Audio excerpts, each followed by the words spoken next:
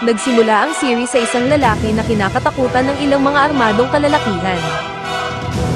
Habang madali lamang nitong sinasangga ang mga bala at paslangin ng walang kahirap-hirap ang kanyang mga kalaban, dinaig pa nito ang idol mong si John Wick kung umilag, at puro headshot din sa kanya ang lahat ng kanyang mga kalaban.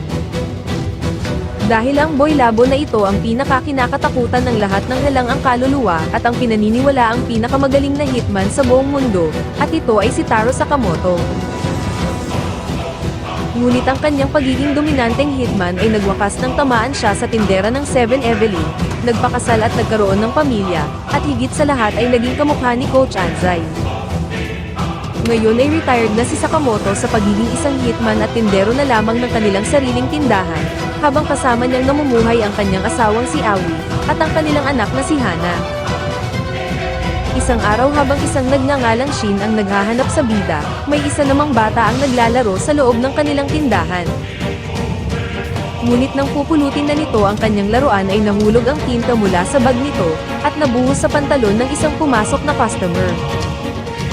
Subalit bago pa man saktan ng lalaki ang bata ay pinigilan na ito ni Sakamoto, habang hinayaan niya na lamang itong umalis ngunit iniisip na dapat tatarakan niya ito ng lapis. Bigla naman nagsalita ang nakapasok na pala na si Shin, na sinasabing nabasa niya sa isip ng bida ang dapat sana nitong gagawin sa lalaki, habang nagpakilala itong isang psychic.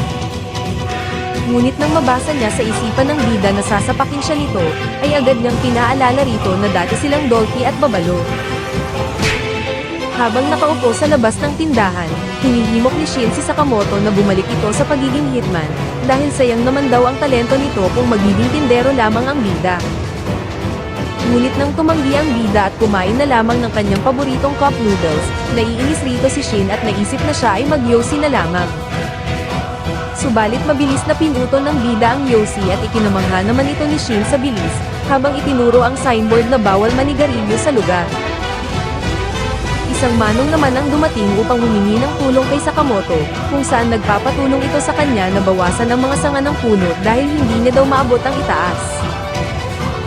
Pagkatapos nito ay dalawang bata naman ang tinulungan ng bida at hinati niya ang bola upang makapaglaro ang dalawa, habang tinulungan din niya ang isang momshi na pakainin ang anak nito ng gulay. Bagamat naiinis si Shin dahil tila naging utusan daw si Sakamoto ng buong bayan, naisip niya na ginagamit lang itong disguise ng bida upang itago nito ang kanyang tunay na pagkakilanlan.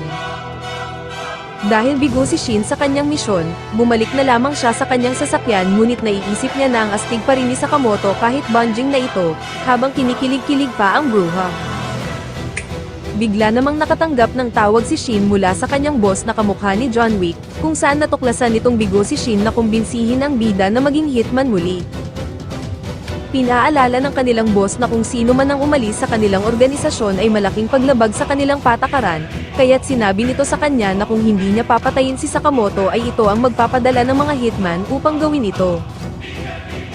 Kaya nang makabalik si Shin sa kanyang apartment, naiisip niya ang mga panahong magkasama pa sila ng kanyang idol sa mga misyon. At kung hindi rin naman maiiwasan ang pagkamatay ni Sakamoto, ay mas mabuting siya na lang ang kikitil sa buhay ng kanyang kadugo. Kaya nang bumalik si Shin kinabukasan at hindi pinansin ng mag-anak ng bida, naghahanda na pala ito upang tapusin na ang palabas. Nang pumasok na si Shin sa loob ng tindahan, makikitang ngumunguya ng candy si Sakamoto habang nagbabasa ng dyaryo. Agad na nagpaputok si Shin ngunit mabilis na dinura ni Sakamoto ang candy, dahilan upang mabangga nito ang bala at magawang mailihis.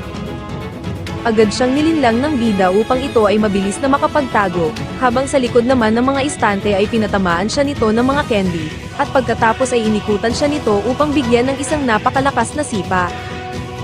Habang napagtanto niya na ito pa rin ang dating Sakamoto na kanyang nakilala, siya ay tuluyan ng nawalan ng malay.